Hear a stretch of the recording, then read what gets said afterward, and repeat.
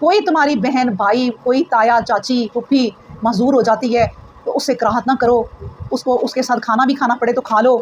खाना खाने पे क्यों ज़ोर दिया? यही बात मैंने आपको बताई कि खाना खाते वक्त बैठ के जो गपशप चलती है, जो बातें होती हैं, वो टाइम गुजरता है, वो एक दूसरे के साथ ज़्यादा वाकफियत हो जाती है, शिकवे गिले दूर हो जाते हैं। बैठ के जब किसी महफिल से उठो तो कहें आज तो बड़ा ही मज़ा आया, आज तो तुम लोगों के साथ बड़ा ही मज़ा आया माशाल्लाह। तो वो इसलिए कि टाइम गुजारा, इसलिए अल्लाह ने कहा खाने करो एक दूसरे के। कई लोग होते हैं, मियाँ की आदत है, वो इतने कंजूस होता है कि वो उसके घर वालों का नहीं कोई खाना कभी करता, और जो कभी बीवियाँ इतनी बुरी मिल जाती हैं कि वो उसके घर वालों का खाना नहीं कभी करती।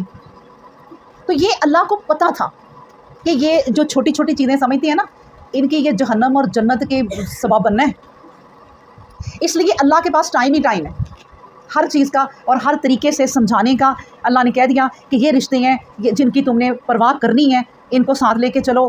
अब देखिए ना, नबी करीम सल्लल्लाहु अलैहि वसल्लम ने कहा किसी बीमार की तिमियादारी के लिए जाओ तो कितना सवाब है, और जाके उसे कहो कि भाई आप दुआ करें मेरे लिए। आपको पता नहीं है कि नबी करीम सल्लल्लाहु अलैहि वसल्लम ने फरमाया कि जो बीमार हो उसे दुआ करने के लिए कहो, क्योंकि अब वो अल्लाह के ज़्यादा करीब है, वो बीमार है और लोगों को पता ही नहीं होता।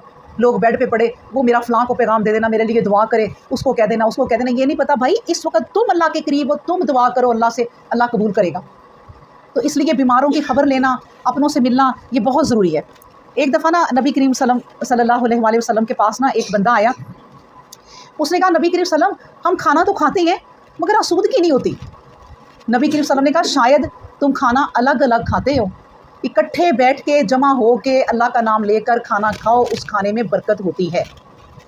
अच्छा, अब ये मैं आपको बताऊँ कोई ज़रूरी नहीं है कि अब हर वक्त इकट्ठे कौन हो। किसी वक्त घर का माहौल ऐसा होता है कि आप माँ ने अलग खाना अपना ले लिया, टाइम टेबल अलग अलग होते हैं, बेटी ने अलग ले लिया, बहू ने अलग ले लिया, कोई बात नहीं, इसमें भी कोई बुराई नहीं है। लेकिन अगर कोई ज्वाइंट फैमिली है और बहुएँ अपना अपना भी खाना बनाती हैं, तो सास भी बनाती है, हफ्ते में एक दिन रख लें कि इकट्ठे होके खाना खा लेते हैं, चलो। या फिर ऐसा रख लें भी आज मैं तुम्हें खाना खिला देती हूँ, सारे इधर आ जाओ, आज तुम खिला दो, वो इस तरह करते हैं। या फिर इकट्ठे होके अपना अपना खाना ले आओ और एक जगह बैठ जाओ। इसलिए नबी करीम सल्लल्लाहु अलैहि वसल्लम ने कहा कि शायद तुम्हारे खाने में आसूदगी बरकत इसलिए नहीं है कि तुम अकेले अकेले खाते हो हर वक्त और एक दूसरे से छुपा छुपा के खाते हो कि किसी को ना पता चले। और आजकल तो बहुत ही ये रिवाज है, माँ बाप जब सो जाते हैं, मियाँ साहब निकलते हैं, चोरी चोरी बीवी के लिए बर्गर पिज़्ज़ा सब कुछ लेके आते हैं, और वो सुबह को उठ के सास साहबा देखती है कि ये गत्ते गुत्ते फेंके हुए हैं, चलो जी लड़ाइयाँ शुरू कि अपनी बीवी को तो तुम ये खिला रहे हो, हमें तुम पूछते तक नहीं हो।